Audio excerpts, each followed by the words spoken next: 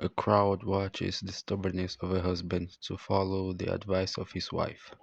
This is a welcome home for the king Agamemnon, planned by the wife, Clytemnestra. Now he's finally arrived from the war in Troy. Purple fabric has been layered, with more fabric from the insides of the palace and down the stairway until where the car has stopped with the horses, where other warriors from the war and a trembling girl, Cassandra, watches the ongoing discussion between king and queen. Daughter of Leda and Tyndareus, also parents of Helen, not of Troy anymore and back to Sparta, your sister. Homages, even when well deserved, are better made for others, not us. I don't want you to revel into female pageantry. Do not receive me back in such splendor and so prostrated. Clytemnestra was splendid and prostrated by his return, yes, but not for the reasons Agamemnon thinks, since he is about to walk into a fatal trap. His wife's thrill is one of a black spider during the last moments before she becomes the famous Black Widow. He was just getting trapped by her web, and she couldn't hide the excitement. You shouldn't lay in my way sumptuous carpets for me to walk on top of, let alone the honorable fabrics coloring our high standards. Such acts should be strictly to gods. A mortal like myself can't step on exquisite preparation like this without fair fear.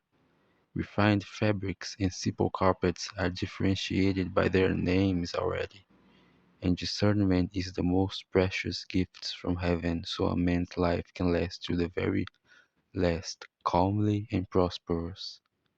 Only then can one be called happy.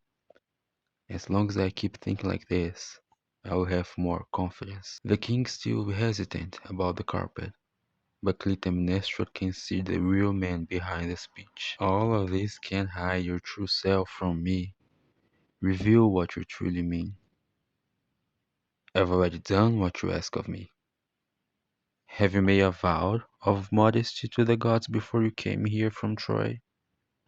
If so, after inspired to such act. But the wife knows better. She can and will win this duel. She's aware of how. If victorious, what would King Priam do? If yours had been the last kingdom of Mycenae instead of his in Troy. Familiar names make Cassandra shivers back in the chariot, totally covered by ropes, as if there were any possibility of escape for her. King Priam would definitely walk these carpets. Then, like a true king I know you are, fear no censorship. But it's tremendously strong, the popular judgment. There's none envy, only where there's none value. Women shouldn't hold on to these perspectives. The strong ones can give in to. Finally, the king's coming down. You need to win this debate. Trust me and condescend to my victory. And it will be the last thing Agamemnon, king of Mycenae, will do in his life.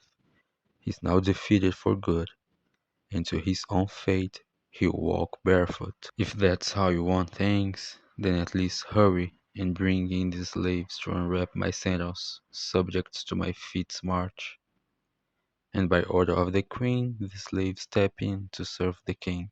And during my walk on top of these rich adorns, I beg all gods above to none of them look down on me with resentful looks, for I don't want to see, as the ruin of my family, vanity of any kind. Take cautious care of that young foreigner over there. The almighty gods from heavens are more benefactors towards the munificent winners. No one accepts captivity in goodwill. The most beautiful new flower from the Trojan gardens is part of my harem, a gift offered to me by all the other Greek warriors. Clytemnestra still has her eyes on the girl when she starts answering to him, and her looks to the girl tell us exactly what Cassandra needs to know about the queen. I'll make sure she gets everything you receive, king. Please do. And since after hearing you speak I've succumbed to your wishes, yes, you have, I will walk now over rich purple if it brings you contentment. It brings justice. You walk in this way as I have dreamed for so long, and for so long have feared maybe you wouldn't ever come to be. Contentment I'll be if you walk it with your head held high. And the man is ready to do the walking towards the palace where the final war of his life will be fought, but for him and not by him.